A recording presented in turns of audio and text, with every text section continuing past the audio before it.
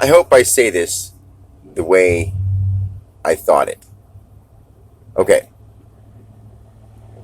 When, see, now I'm all so scrambled in my head that I can't even remember what the topic was. The topic was, as people who are in tune and out of tune. And because I was going to talk about how being in tune was, I actually got out of tune. How funny is that? That's really funny. Anyway, here's what I was going to say. As time goes on and day-to-day moments happen, when a person is focused enough to realize that they're thinking, or at that moment that they're aware of what's going on around them, instead of just being there going through the motions.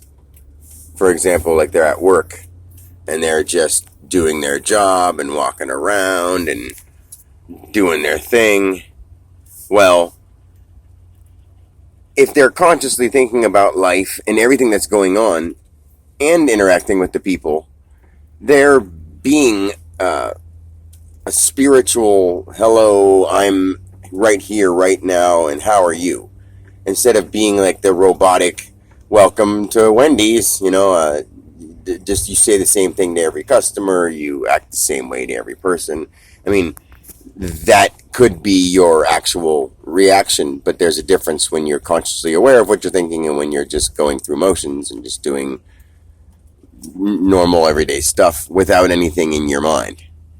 Because people can just aimlessly wander throughout life. In fact, most do. So, what I meant by what I first said is that when you're in tune, you learn every second of every day. Because people always say, I want this and I want that and I want, more money. Of course you want more money. Everybody wants everything that could be simply put out. Want more money, you want happiness, you want blah, blah, blah. But say, as time goes on and you're in tune, every moment you realize whether, say,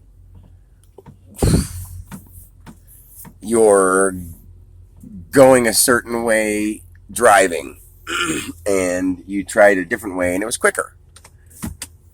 If you were frantic and hurrying and you did it, you wouldn't really notice. You would just do it. You would get to where you had to go, something. But if you were consciously thinking about it, you would say, hey, this is a way I like going, and this is the way I'm going to go from now on.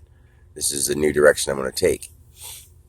And you notice a certain vibe around certain people, and you're conscious of it, and you're thinking to yourself, I'm noticing that this isn't bettering me or my situation at all, and there's nothing positive coming from doing this same thing all the time. So I know what I want. See, you're not telling yourself this, but in the back of your mind, when you're conscious, your brain is telling you all these things and you realize it. And when you're not conscious about it, it's doing it and you're just so scrambled that you're just allowing it to keep happening because you're not aware of what you really want. And you just keep thinking you want money, you want a nice car, you want this, you want that. And of course you do. But when man, I wish I could put it into better words, and I'll try. And I don't know if I'll even re-listen to this ever again, but I think I will because I need to clarify what I mean. But when you're in tune, you learn from every moment. You don't miss things.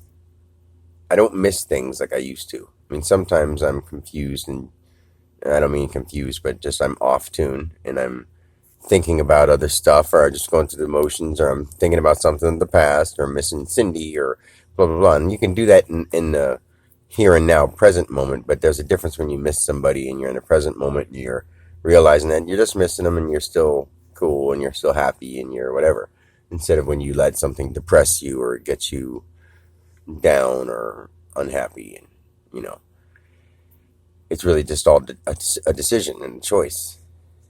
And when you're in tune and notice that you're allowing things to persuade you without your consent, it can be a hard habit to break. But once you start noticing, you can break it.